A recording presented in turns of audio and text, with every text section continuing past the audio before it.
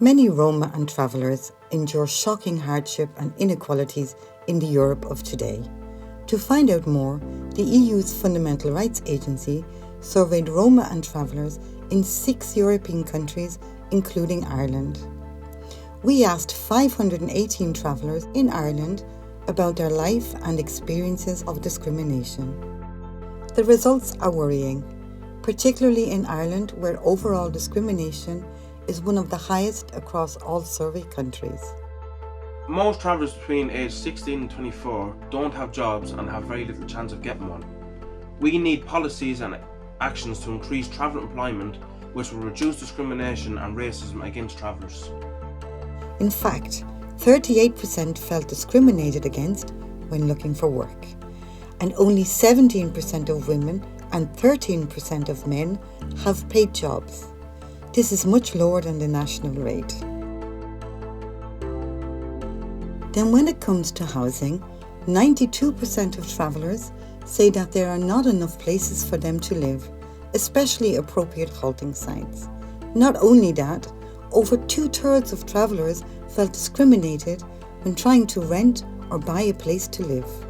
It would be good to see traveller accommodation issues are fixed, so that there will be less stress and worry for me and for my family.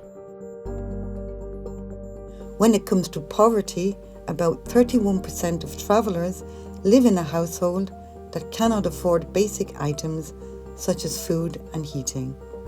This is 6 times more than people generally in Ireland. As for education, 70% of young travellers only complete the junior cycle of second-level education, compared to 5% of young Irish people generally. As a traveller woman studying in Maynooth University, I know despite a lot of racism on all educational levels, travellers still want to go on to third-level education. Travellers in Ireland experience high levels of racism and discrimination in all areas of life, and inequalities at work, education, housing and health lead travellers to living much shorter lives than people generally in Ireland. In 1986, for the first time, we learned that travellers died a lot younger than the settled population in Ireland. And now it's 2020, we know travellers are still dying at a younger age than the settled population.